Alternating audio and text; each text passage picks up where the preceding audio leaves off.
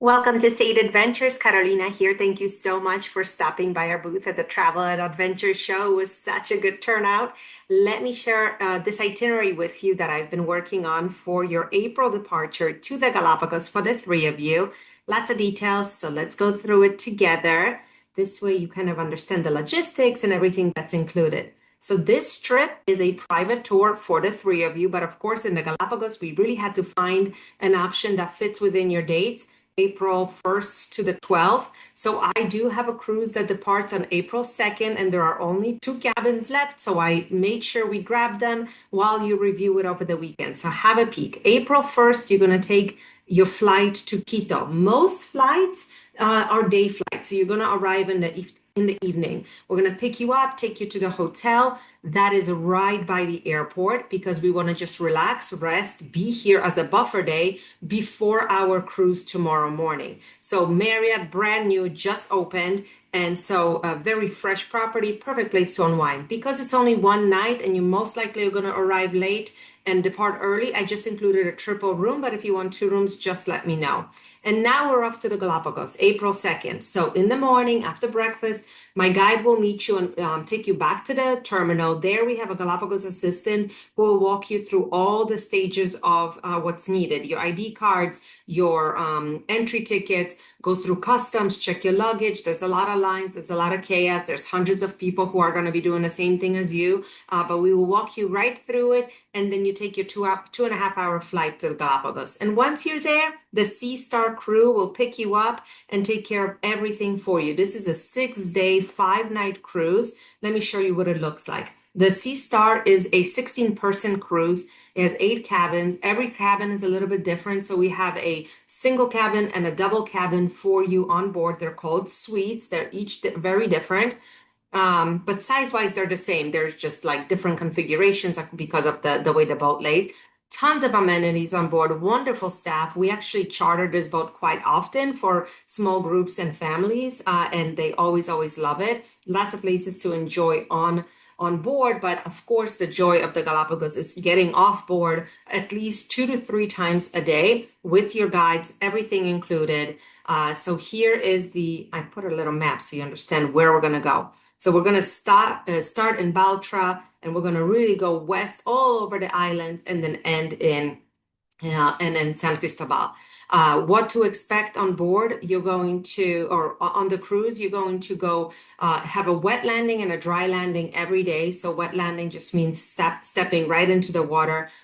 You barefoot holding your flip-flops. There'll be hikes on beaches, hikes on lava rocks. There'll be red sand beaches, white sand beaches, black sand beaches. There'll be plenty of animal colonies that you're going to be visiting. And every day you're going to get in the water. So some kind of snorkeling, either jumping up the penga or going from sand. And then dry landing just means that you're stepping from the boat right onto a rock or some kind of deck. But it's a really wonderful, busy itinerary with plenty of time on board, but plenty of time visiting. Seastar is quite a new boat, so it goes faster. There's lots to see and do. There's a really great team on board. So I'm very excited if we do decide on this boat. They do not have triple cabins, so of course, 2 cabins are included on board. And so and then all the equipment, your snorkeling, kayaks, everything is included from the boat. The only thing that's not included in the Galapagos, especially on the Seastar, as other small boats as well, is alcohol and tipping. So those 2 things we can discuss, when you're ready to pack and get ready of what you will need. So April 7th, you finish your cruise, you fly back to the mainland, and we pick you up. And now I want to show you some of actual Ecuador in the Andes, from if you've gone to my speech at the show, how much I love the Andes. So we start with Quito. We're going to spend 4 nights in Quito in order to be able to go south, north, and see the highlights. But because you love food and because we want to show you the best of Ecuador, we're going to start with Nuema. This is the -1 restaurant in Ecuador. It's in Quito, and we will take you there, have a driver take you there, and you can enjoy the multi-course meal that kind of travels all around Ecuador via plate. Very wonderful experience. I've done that myself. And then we'll stay at Plaza Grande. It's a historic building in the Old Town, perfect location for exploring, for photography. Again, great staff and service, and that's really a really important thing when you're choosing a property. We have 2 rooms here because we're going to be here for 4 nights, so we want everybody to be comfortable. The first full day in Quito, we're going to focus on Quito itself. So all the beautiful highlights, the cathedral, the Panacea Overlook, Mitad del Mundo. We'll do some chocolate tasting. Really, it's a private tour with your private guide, driver, and car. So we go at your pace. We can make it your trip. If you like to be outdoors, we'll take a teleférico to the Pichincha hikes. If you like museums, there's an amazing gallery of a local artist here, and so on and so on. If you want to focus on food, we can maybe do some additional tastings and things like that. The following day, we're going to go south down the Avenue of the Volcanoes and go to Cotopaxi National Park. This will be like a whole different world. It's a really amazing park where there's haciendas, which are like local ranches. So we will have a kind of stop at the ranch. That will be our hub from which we will go hiking to the lagoons, going on the lava rocks, go horseback riding, having a traditional Ecuadorian meal at the ranch, and traveling back to Quito in the afternoon.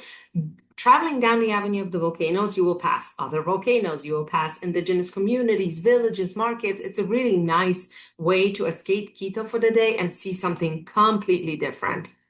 And then on day 10, our last full day in Quito, we're going to head north. So north of Quito is Otavalo. And Otavalo is kind of a collection of a lot of different indigenous tribes that come together for the largest market in South America called Otavalo. So you will have a combination of activities. You will have a cooking experience with an indigenous community, which is which their villages here, the Angla community. We will go to the beautiful lagoon for a short hike, really just oversee. There's a trail all around that lagoon, but that takes over 4 hours. So we will do a short kind of stop so you can see, because Otavalo is land of mountains and lakes.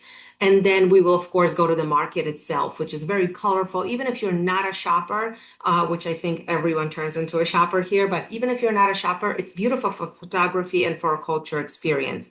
On the itinerary, I put BLDLD. That stands for the meals that I've already included for you. So you see, during these full day excursion, we're going to have a beautiful lunch somewhere. And then when you come back to Quito, you can eat in the hotel, which is a nice restaurant. There's probably 3 or 4 restaurants all around the hotel that we recommend. So there's plenty of options that way.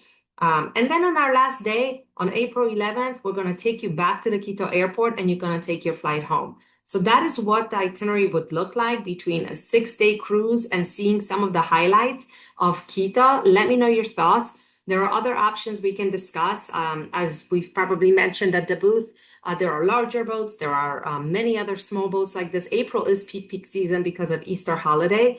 But the other thing I wanted to mention, that if you don't want to cruise, we can do island hopping with hotels. That's another wonderful way to experience the Galapagos. So if you want to see what that would look like, happy to help.